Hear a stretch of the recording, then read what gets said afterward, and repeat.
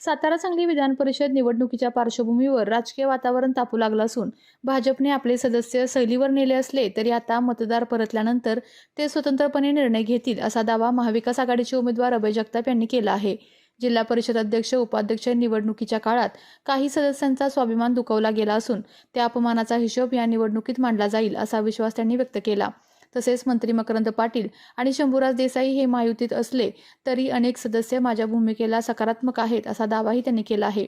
मोठ्या प्रमाणात घोडे बाजाराच्या चर्चा सुरू असल्या तरी अंतिम निर्णय मतदारच घेतील आणि 22 तारखेला विजयाचा गुलाल माझाच असेल असा ठाम विश्वास अभय जगताप यांनी व्यक्त केला। निवडणूक प्रक्रिया उत्साहात या ठिकाणी सुरू झालेली आहे। आज सातारा या ठिकाणी मतदारांचा नक्कीच उत्साह असेल। चांगली ट्रिप करून आलेले आहेत, फ्रेश मूडमध्ये असतील आणि या फ्रेश मूडमध्ये नक्कीच परिवर्तनाच्या दिशेने ते मतदान करतील असा मला पूर्ण विश्वास आहे। आणि पुनश्च एकदा राजांचा, शंभूराजांचा आणि मकरंदाबांचा सन्मान जिवंत ठेवण्यासाठी आणि त्यांची ताकद दाखवून देण्यासाठी मतदार या ठिकाणी माझ्या पाठीशी उभे राहतील असा मला पूर्ण विश्वास आहे। मोठा असा हे होणार नाही परिणाम कशाचा? या ट्रिपचा परिणाम कशा? नाही, ट्रिपमुळे उत्साही झालेत, सगळे आनंदी झाले। ट्रिपमध्ये माझ्याच चर्चा होत्या सगळीकडे, काही काळजी करू नका।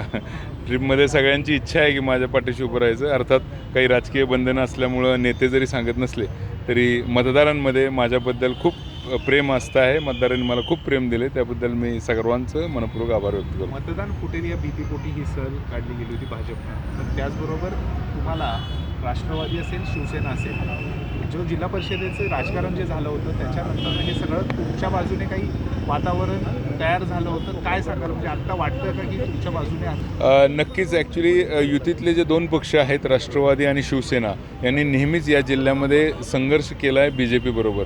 त्यामुळे नक्कीच त्यांच्याविषयी प्रेम या दोन्ही युतीतल्या पक्षांना असण्याची काहीच आवश्यकता नाही।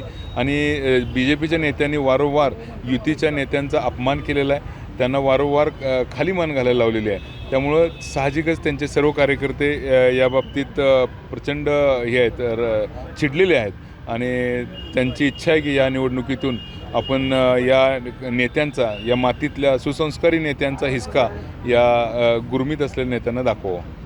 आपल्या तालुक्यातील जिल्ह्यातील बातम्या सर्वप्रथम पाहण्यासाठी आजच सातारा न्यूजला YouTube चॅनलवर सबस्क्राईब करा, लाईक करा, शेअर करा आणि बेल आयकॉन प्रेस करायला विसरू नका।